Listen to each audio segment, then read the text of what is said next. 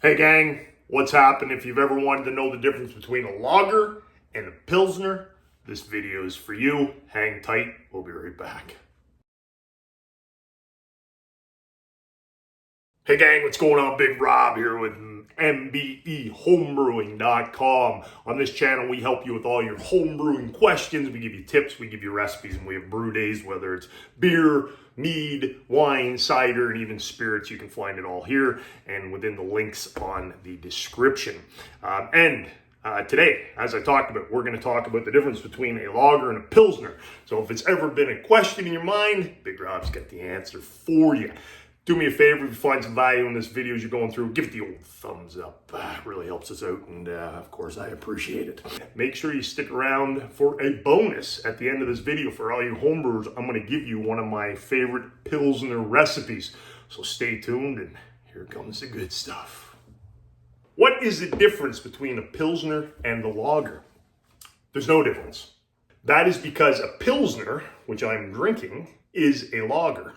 So all Pilsners are lagers, but not all lagers are Pilsners. When you think of a lager, majority of people, brewers would be a little different, and super craft beer fans would be a little different. But when the average individual, who we all are before we start getting into this wonderful industry, and then when we become exceptional home brewing individuals, when they think of a lager, they're thinking of a Pilsner. All the popular beers out there, Heineken, which I'm cracking back here right now because I don't got any of my own lager on tap. Budweiser, Stella, all these beers are Pilsners, so they're lagers. So what is a lager?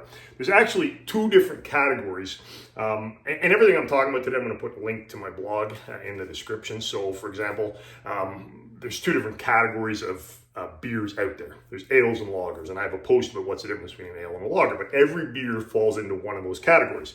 The difference between an ale and a lager is that ales and lagers use different type of yeast. So an ale uses a top fermenting yeast, okay, and it ferments at warmer temperatures, and it ferments quickly.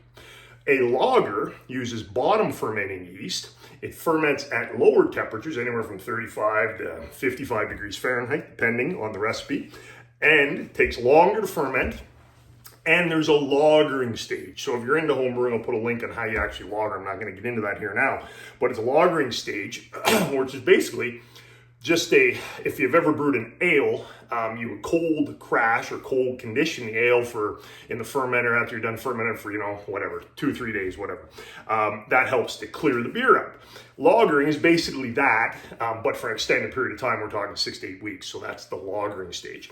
Results in a lager being much crisper, cleaner, clearer tasting beer than an ale. Okay. So again, that's the difference between ales and lagers. Now each category of beer, ale and lager, has subcategories, okay, including lagers. So lagers have basically two subcategories, dark and pale, okay? So dark lagers, they range in color from reds to browns, and then of course the pales are the nice crystal clear straw, golden, whatever you want to call that, okay? That's a pale lager.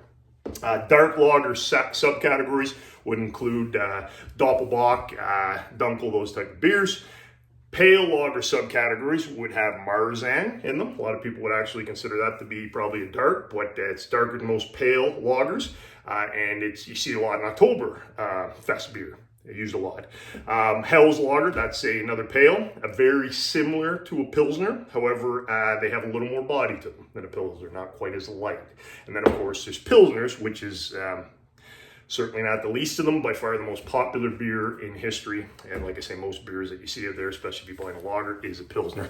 Love that Johnny Cash picture, and just seeing it in the video. I gotta start looking at the right spot. You guys are probably thinking I'm all like twisted. I'm looking over here. I gotta look right there, Rob. So what is a Pilsner? Sometimes referred to as a Pils.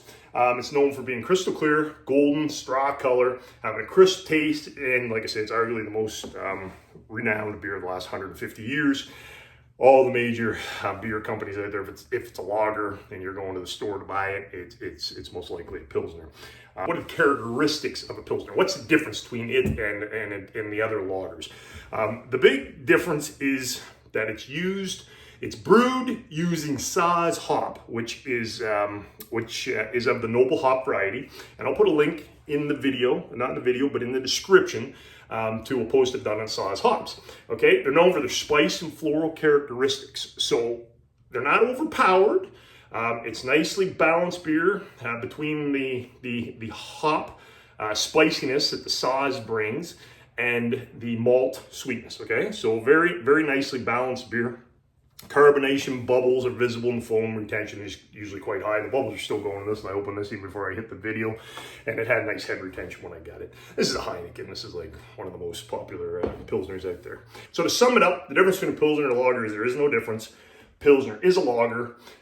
It's different from other lagers in that it's a little more clean, a little more crisp, and has a slight spicy floral taste to it. Okay, so that's the difference, guys. Hope that was helpful. If you're going to stick around for the Pilsner recipe, that'd be for your homebrewers. Stay tight. If you're heading out now, really appreciate you dropping by. Drop me a comment. Let me know what your favorite Pilsner is. And be sure to subscribe around here. And if you're a homebrewer, head over to my blog and you get my top 5 favorite beer recipes from my brew pub that I used to own. Here comes your bonus. Pilsner recipe. Here it comes, guys. So this is a 5-gallon batch. Original gravity is 1.044-ish. It's make beer easy. You know, don't sweat it. Final gravity 1.008. ABV is going to be around the 4.5 to 5 mark, depending on how you hit your marks. 4.75 is what I've got here. IBUs 35, and SRM, that's the clarity, 3.67. Recipe ingredients: you're going to use 8 pounds of Pilsner malt, 1 pound of Munich malt. That's it for the grain bill. Then you're going to go into the hops, which this is it's a 60-minute boil. You're going to do at the 60-minute mark, so the start of the boil, 2 ounces of Saaz hops. Yes, sir. 5-minute mark, you're going to use 15-minute mark, you're going to do another ounce of Saaz hops. 5-minute mark, Hallertau, 1 ounce. Okay. Then for yeast, use a lager yeast. Bob's your uncle. Use whichever lager yeast you like. I like the dry stuff, so but you know, up to you. Just use a lager. Pilsner yeast, some of them will even say that for Pilsner. 15-minute mark, Irish moss or Warflock should definitely go into the boil, help clarify it even better.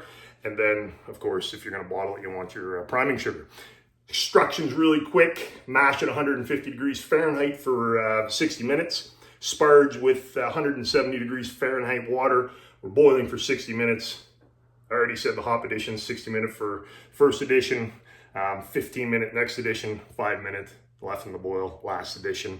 Cool the wort down to 50 degrees Fahrenheit and transfer it to your fermenter. Now, your yeast that you use might tell you a different temperature. Follow the instructions on the yeast. But remember, you're lagering now, so you're making a lager, so you're gonna have to ferment cooler. So you're gonna, and again, I'm not gonna get into it in this video too long. I'm gonna put a link under this video to a post on how to lager. I'm pointing over at my cooler that I use, the old Inkberg. That's what I lager in. So you're gonna need some sort of setup where you can ferment cool. Okay. I was going to get in something else, I'm not going to do it. So we're going to pitch the yeast, ferment for about 7 days, and then rack the beer to a secondary to condition again. You don't have to rack it, but for a lager, you're really trying to get the clear beer, so might as well rack it, get it off the yeast bed, the yeast cake, and then secondary ferment it for another 10 to 14 days. Once the fermentation is done, you're going to transfer your beer to fermenter and allow it to lager at 34 to 38 degrees Fahrenheit for 4 to 8 weeks, depending on what you do. I can't ever get past 4 to 5 weeks now because I start getting thirsty. But again, I'm going to put a link down in the description of this video and teach you how to lager, man. That's what I got for you guys. Again, if you like the video, give it the old thumbs up for Big Rob. Let me know a comment, man. I love hearing from you guys. And be sure to subscribe to the channel for more of these updates, videos, brew days, that type of stuff. That's what I got. And now I'm thirsty because I talked real quick. Yeah. Big Rob, he's gone. Have yourself a homebrew type of day.